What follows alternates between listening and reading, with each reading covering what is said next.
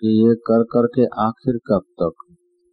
बाल्यकाल तो बेवकूफी में चला जाता है, मूढ़ता में। 2 पैसे के खिलौनों के पीछे रोता है, हंसता है। 2 पैसे के खिलौने मिल गए तो वो राजी हो गया। यौवन अवस्था में काम क्रोध, ये करना, उसको ठीक करना, उसको ठीक करना, ये सुधारना, वो बिगाड़ना, ये करना, इसी में आदमी का समय शक्ति खप जाता है। बूढ़ा पाता है तो फिर कोई मित्र, सगे संबंधी, साथी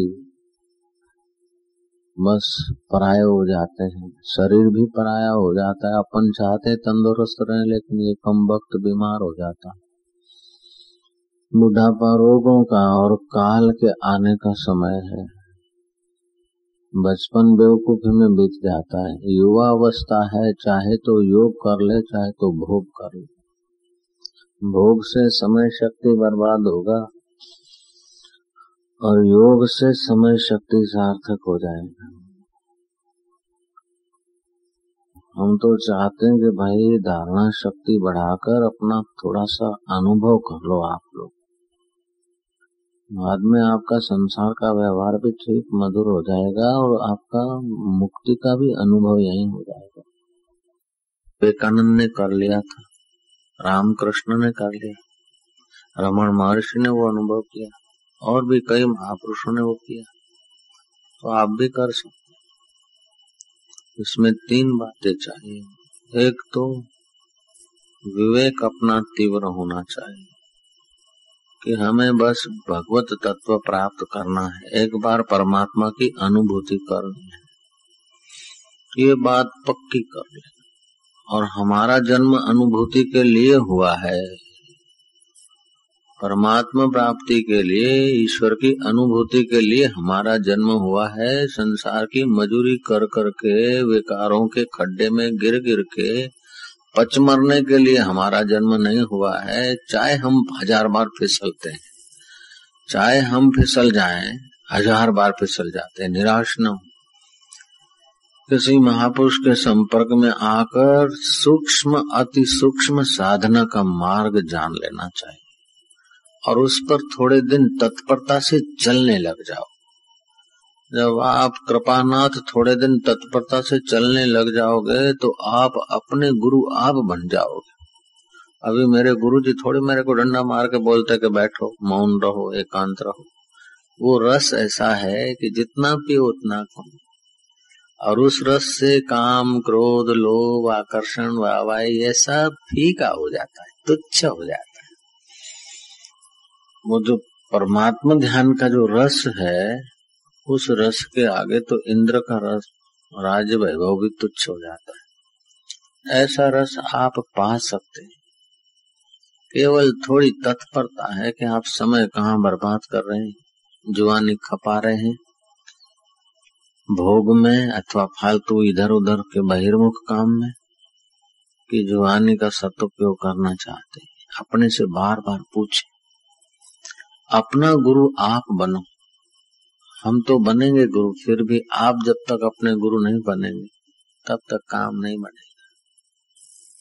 बुद्ध कहा करते थे, अब तो दीपो भव, अपना दिया आप बनो। तुम्हारा समय किन चीजों में जाता है और उन जिन चीजों में जाता है उससे आखिर क्या मिलता है, और जो मिलता है उसको आपके मृत्यु के बाद कितना काम में आएगा। जीते जी कितना काम में आता है। बोले मेरे को मकान मिल गया, घर मिल गया, ये तो प्रतीति है बाबा, ये तो देखने भर को है।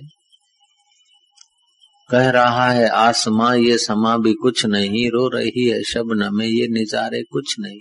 जिनके महलों में हजारों रंग के जलते थे फानुस, झाड़ उनकी कब्र पे है और निशान कुछ भी नहीं। तो स्वप्न है। राजाधिराज अन्नदाता महाराज आए, कई चले गए। कभी सज्जन राजा आए, कभी दुर्जन आए, कभी मध्यम आए, लेकिन सब चले गए। तो चला चले का मेला है।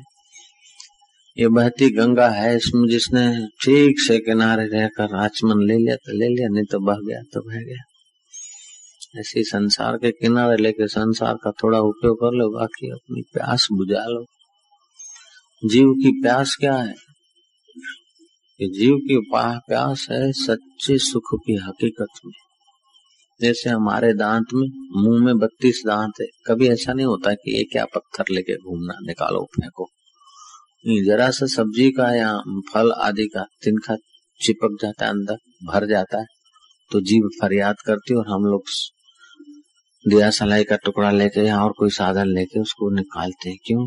कि वो दांत मुंह में रहना ये प्राकृतिक है, सहज है, लेकिन कचरा भर जाना ये अप्राकृतिक है, ये हमें पसंद नहीं। ऐसे ही सुख हमारा सहज स्वभाव है, दुख अशांति हमारा स्वभाव नहीं, इसलिए हम दुख मिटाते। सुख मिटाने के लिए कोई प्रयत्न नहीं करता, क्योंकि सुख तुम्हारा स्वभाव है।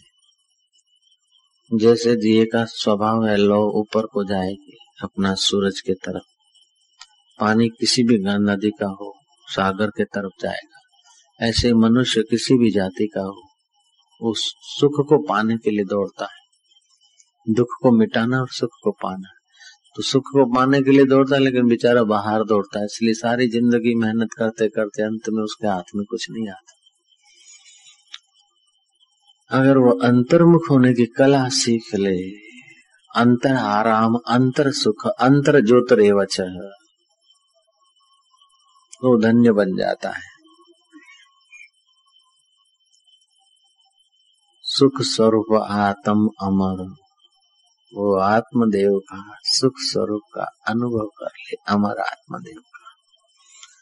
कर्म करते समय भी कर्म करेंगे तो इसका परिणाम क्या आएगा, इससे दुनिया का मंगल होगा। आदमी 3 प्रकार का मांगल्य सोच ले, दुनिया के काम आऊं, ईश्वर के काम आऊं और अपने काम आए। जो अपने काम आता है, ईश्वर के काम आता है, जगत के काम आता है, वो जल्दी निष्काम बन जाता है। जो जल्दी निष्काम बन जाता है वो आत्मराम हो जाता है, आत्मा में आराम टिक जाता है उसका।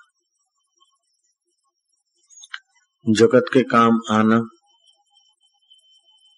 जगत की वस्तुओं का ठीक सदुपयोग करके जगत के लोगों के जो मंद और म्लान जगत है उसको तेजस्वी और कांत बनाना, बुद्धिमान और स्वच्छ बनाना, ये जगत के काम आना है।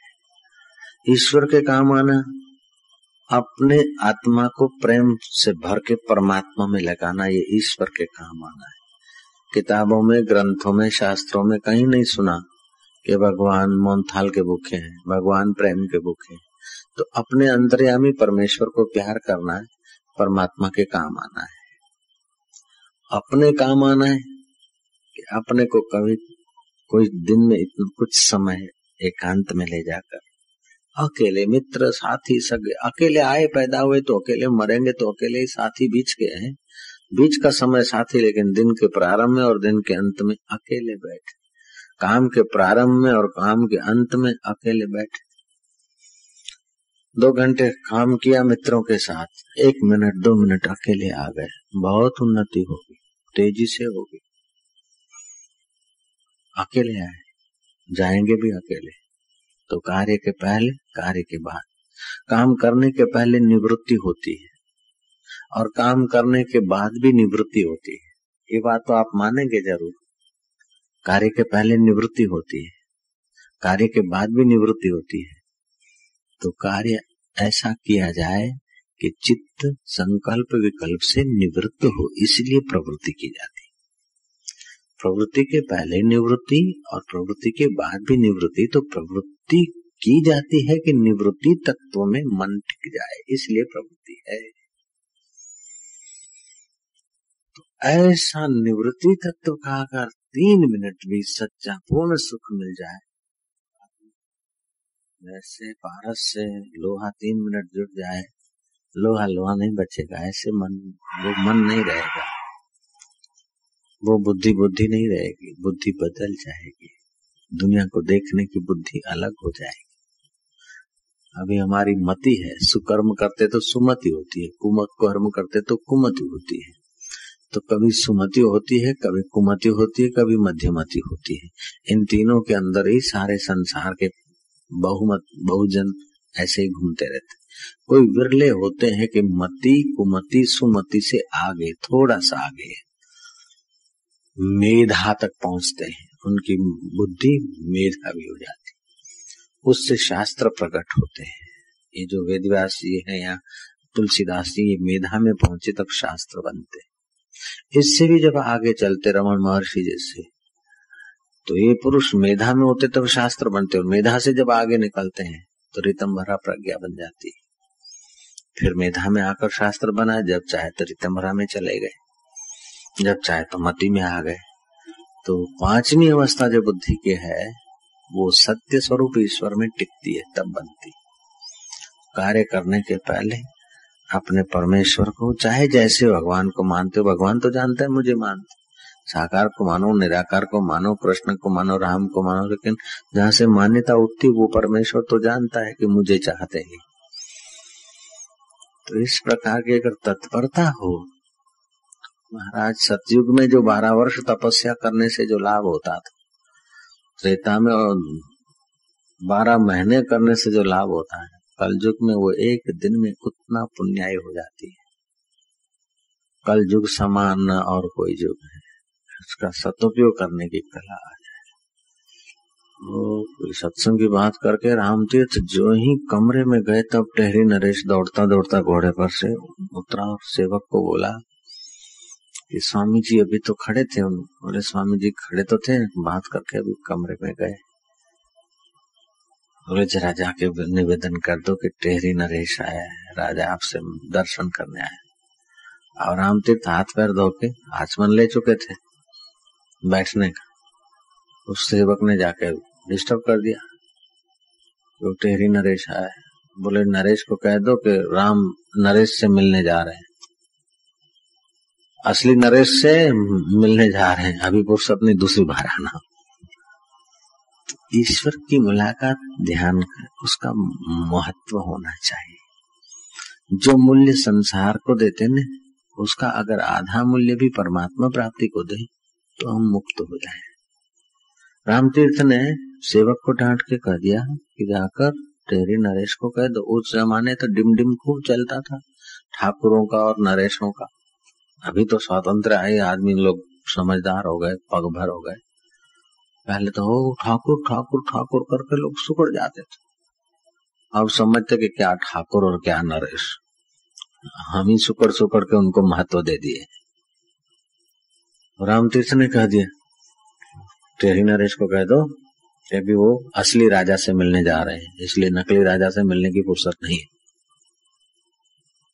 ये संसार नकली है ना, इस संसार की चीजों का राजा बनना ये तो नकली राजा है, असली राजा तो परमात्मा है और वो अपने साथ सदा रहता है। नकली राजा तो मर जाता है, वो नहीं मरता। शरीर मर जाए फिर भी वो नहीं मरता। उस परमेश्वर से मिलने की तत्परता हो। आदि गुरु शंकराचार्य ने कहा एकांत वासो लघु भोजनादौ मौनम निराशा करणावरोधा। एकांतवास, इंद्रियों का अल्प देखना, अल्प सुनना, अल्प मिलना जुलना, थोड़े ही दिन अंदर जाए तो अंतरात्मा का प्रसाद प्रकट होता है। ये शंकराचार्य का अनुभव है, मेरा भी यही अनुभव है, मेरे गुरुदेव का भी यही अनुभव है और मेरे कई उच्च कोटि के साधकों का भी ऐसा ही अनुभव है। संसार तो कुत्ते की पूंछ है, तुम कितना भी सुधार के इसको सीधी रखोगे। राम आए सीधी की, कृष्ण आए सीधी की, बुद्ध आए और आए, कुत्ते की पूंछ सीधी की और छोड़ दिया तो वैसी की वैसी जलेबी हो जाएगी। तुम पहले अपने चित्त को सीधा करके आत्मा में ठहरा दो, फिर ठीक हो जाएगा सब।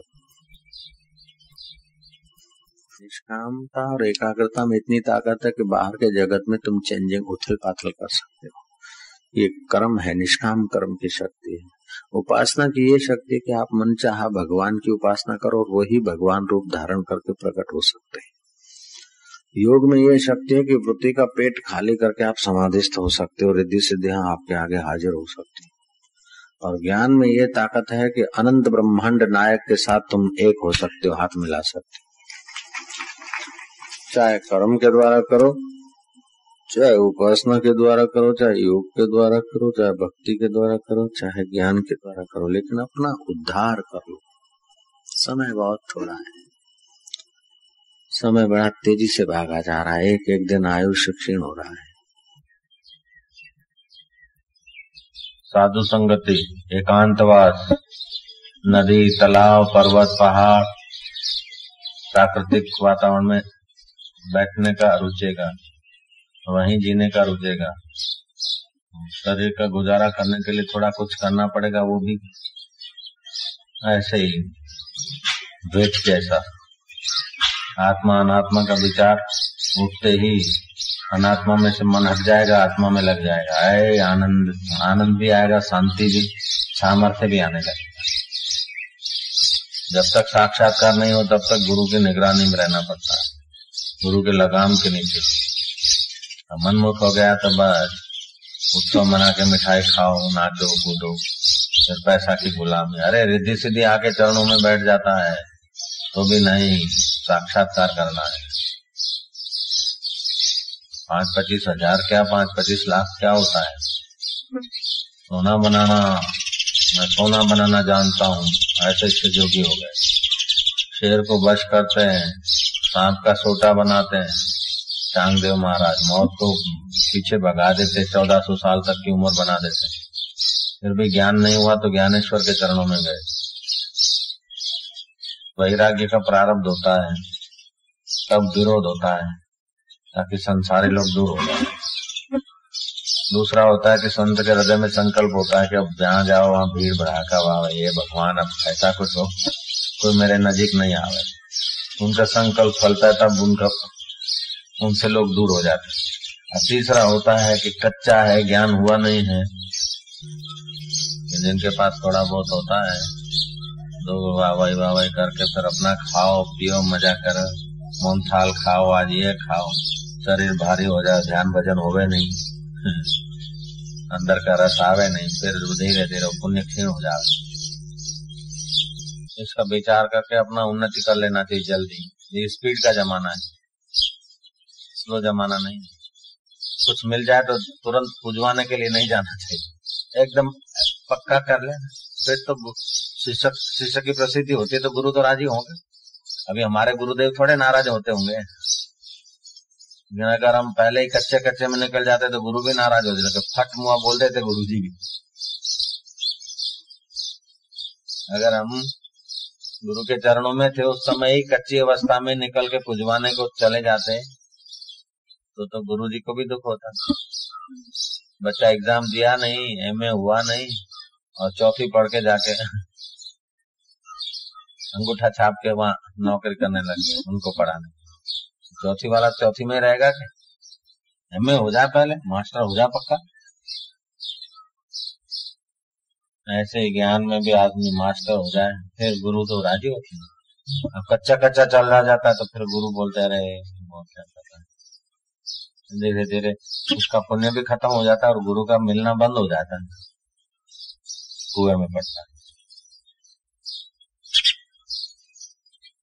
इसीलिए तुलसीदास बोलते हैं, गुरु बिना भवनिधि तरहि न कोई, चाहे बिरंची शंकर सम होवै।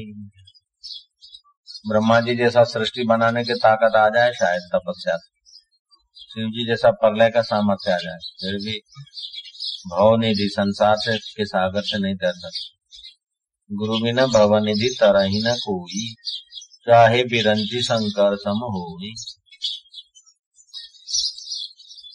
ज्ञान हो जाए फिर पुण्य खत्म नहीं होता। जरा सा क्रोध करो तो 1 महीने का भजन नाश हो जाता है। साल में 12 बार बड़ा क्रोध हो जाए, हो गया काम। हो साक्षात्कार हो जाए तो रोज क्रोध करो 10 बार। इधर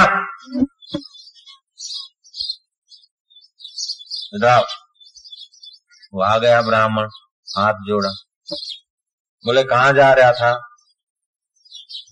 1 मील दूरी से जा रहा था कोई ब्राह्मण। दुर्वासा ने बुलाया, बोले कहाँ जा रहा था? बोले मैं जंगल में से तप करके पुत्र प्राप्ति का वरदान लाया हूँ देवी का। मेरे को पता नहीं दुर्वासा यहाँ बैठा, मेरे को प्रणाम नहीं किया। साले देवी का वरदान कैंसल, देवी का बाप भी बेटा नहीं दे सकता, जा नहीं होगा। और ऐसे दुर्वासा अगर किसी पर नजर पड़ जाए और उसने प्रणाम नहीं किया बुलाता दूर से उनको, श्राप दे देते। तो ये भगवान की महत्ता का, ज्ञान की महत्ता का श्राप के द्वारा प्रभाव लोगों को पढ़ा। जब लोग उछलंग होने लगे तो एक अवतार ऐसा भी हुआ, साक्षात्कारी तीर्थंकर का, दुर्वासा रूप में। कोई क्षमा के अवतार होते तो कोई क्रोध अवतार होते, कोई आवेश अवतार होते हैं, कोई मर्यादा अवतार होते, कोई लीला अवतार होते हैं। क्योंकि सृष्टि में वैचित्र्य है तो फिर ये भी भिन्न भिन्न प्रकार का चाहिएगा। भगवान पार्श्वनाथ की शिक्षा का उनके सिद्धांतों का महावीर जी के चित्त पर बहुत बड़ा असर पड़ा और फिर अध्ययन करके उन्होंने सुधार उधार दी। तो ऐसे सुधार उधार भी होते रहते हैं युग युग के अनुसार, साधकों की योग्यता के अनुसार।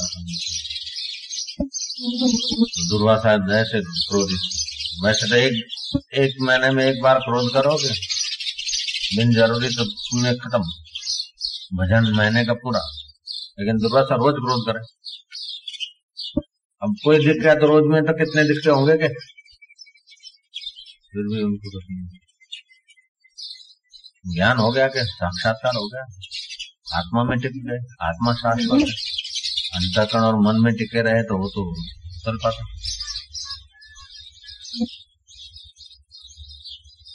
इसलिए जब तक ज्ञान नहीं होता तब तक गुरु के द्वार पर अनाथ बालक की नहीं पड़ा रहे आदमी, ऐसा शास्त्र बोलते हैं।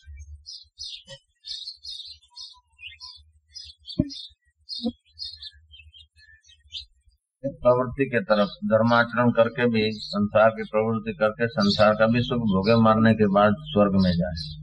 दूसरे के स्वर्ग में से भी आखिर गिरना है तो संसार का काम तो करे, लेकिन निवृत्त होने की इच्छा करे तो वो मोक्ष के रास्ते पर आए। मोक्ष के रास्ते वाले की पहली भूमिका, दूसरी भूमिका, तीसरी भूमिका, 3 भूमिका तक अगर रहता है, तीसरी भूमिका में मर गया तो ब्रह्मलोक तक रहेगा, फिर आएगा।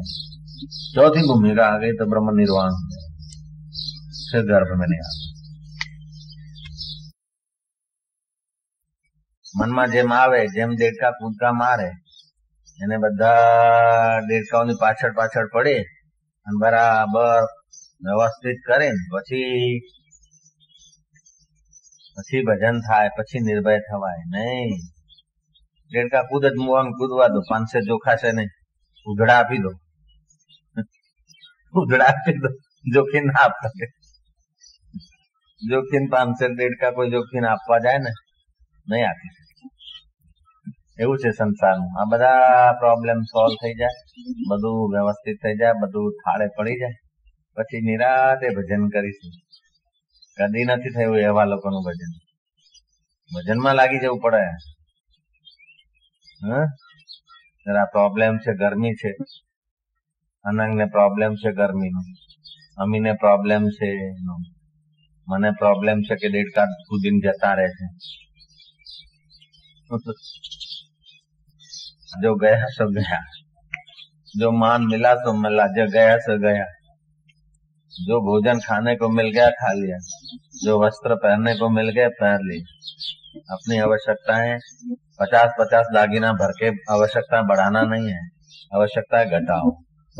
एक दिन जो जलाने वाला शरीर है उस शरीर का सदुपयोग कर दो अमर आत्मा में, सहज में जो प्राप्त हो जाए ठीक है। બધું व्यवस्थित व्यवस्थित व्यवस्थित व्यवस्थित ब्रह्म है, बाकी सब बेवकूफी है। माया कभी व्यवस्थित किसी की हुई नहीं, બધું व्यवस्थित કરી નાખીએ, બધું व्यवस्थित કરી જાય, રહેવાનું, ખાવાનું, ઘરનું, બીજું ત્રીજું બધું વ્યવસ્થિત થઈ જાય, પછી બરાબર મજા નહીં તો બરાબર પછી વાનગી બનાવવાની ઈચ્છા થશે। એક માણસને કાંટો વાગ્યો પગમાં, દુખતો, બહુ દુખે છે, બહુ દુખે છે। એક બીજા મિત્રે કહ્યું કે કાંટો જરા વાગ્યો છે ને બહુ દુખે છે। પછી ધીરે રહીને જોરથી ચૂંટલી ખાડી, પેલો કાંટાનો દુખાવો મટી ગયો। અરે રા ઓરો કેમ? પેલું બહુ દુખતું હતું। એ તો સહન થાય છે પણ આ નહીં સહન, આ હવે તો પેલું તો જતું રહ્યું, આ દુખે। પેલું હતું પણ આ વધારે દુખ્યું ને, આની નોંધ લેવાની। પછી ત્રીજી ચૂંટણી ખાણી. એટલે આ બંનેની નોંધ જતી રહી. ત્રીજી જોરદાર હતી. જ્યાં સુધી મોટું દુઃખ નથી દેખાતું ને ત્યાં સુધી નાના નાના નાના દુઃખમાં માણસ અટવાઈ ગયો. મોટામાં મોટી ચૂંટણી છે મૃત્યુની, એ સામે ઉભું છે. એના ઉપર નજર નથી જતી ને એટલે માણસ પ્રોબ્લેમ શોધતો રહે છે. પ્રોબ્લેમ શોધતો રહે છે માણસ. મનનો સ્વભાવ છે પ્રોબ્લેમ શોધવું, प्रॉब्लम क्रिएट करवा, प्रॉब्लम मेकर मन से जाए. ऐसा तो ज्ञानी को भी होता है. छोटे मोटे प्रॉब्लम तो हजारों होते हैं ज्ञानी के इर्द गिर्द, लेकिन बड़ा प्रॉब्लम उसने देख लिया जन्म मृत्यु का, उसको तोड़ दिया, फिर छोटे प्रॉब्लम की वैल्यू नहीं उसके आगे. तो एम मानो छो कि तमने बधाने प्रॉब्लम हशे, ज्ञानी ने कोई प्रॉब्लम ज नहीं होय.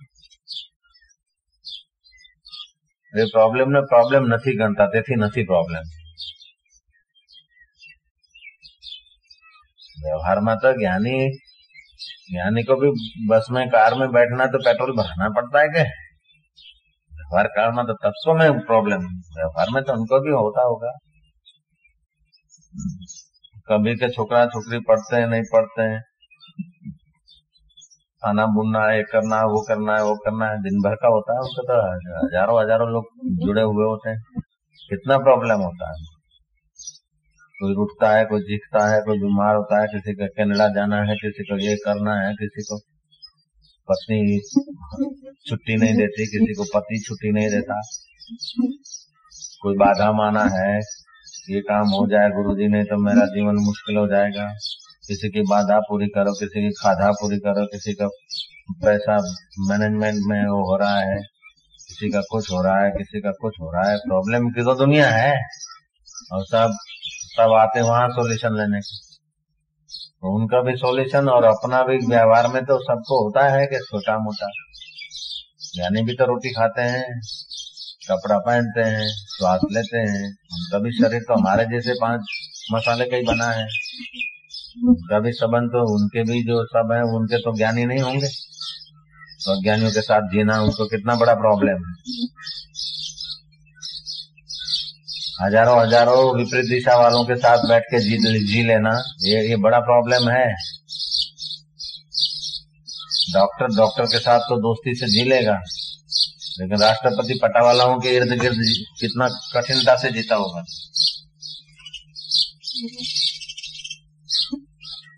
लाखों अज्ञानियों के बीच ज्ञानी को कैसे जीना होता होगा. ये तो बड़े में बड़ा प्रॉब्लम है.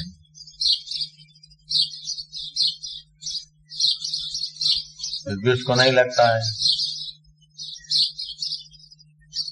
ज्ञानी जैसा तो दुनिया में किसी को प्रॉब्लम आता ही नहीं, क्योंकि अपने सजाती लोग तो मिलते हैं ना. अज्ञानी समकक्ष तो मिलते ना. ज्ञानी का तो समकक्ष एक आध होता है, वो भी चल दिए घाट वाले बाबा. अब तो हमारे को और प्रॉब्लम हो गया बड़ा. जिससे कभी दिल खोल के अपने स्तर की बात कर सकते थे, अपने स्तर में विराज सकते थे. अब तो सब नीचे के स्तर के लोग ही चिपके हुए हैं. ये कितना बड़ा प्रॉब्लम होता है. दिन रात अज्ञान की बात, दिन रात जगत की सत्यता की बात होती है. और फुआरा अच्छा है, वो फलाना अच्छा है, बुरा है, ये ठीक है, ये उठला वहां का उठला क्रैक हो गया, यहाँ का उठला क्रैक नहीं. ये तो चिंतन तो जगत का ही हुआ के राग द्वेष का तो नहीं. राग द्वेष बढ़ेगा या तो करने में मन लगेगा, या तो प्रवृत्ति करने में लगेगा, या तो निवृत्ति करने में लगेगा. करना तो रहा, निवृत्ति करना, प्रवृत्ति करना. निवृत्ति प्रवृत्ति से पार वाला तो ब्रह्मवेता ही होता है. अच्छा लगा तो ऐसा करो, बुरा लगा तो ऐसा न करो, न करने का भी करो. तो प्रवृत्ति में मरेगा आदमी, या तो निवृत्ति में मरेगा. ज्ञानी होता है प्रवृत्ति निवृत्ति से परे. ऐसा ज्ञानी तो कोई बिरला मिलते हैं. ज्ञानी दो कभी कभी मिलते हैं. बाकी सब या तो करने में लगे या तो न करने में लगे. जगत की सत्यता तो सबकी खोपड़ी में घुसी है. सब सुरक्षा चाहते हैं अविद्या में. अविद्या में सुरक्षित होना चाहते हैं, है ही नहीं. मन के साथ जुड़ते हैं, शरीर को सच्चा मानते हैं, संसार को सच्चा मानते तो प्रॉब्लम बनता है। आत्मा के साथ जुड़ते हैं, संसार को मिथ्या मानते, आत्मा को सत्य मानते तो कोई प्रॉब्लम हो जाता है। मौज है, मौज ही मौज है।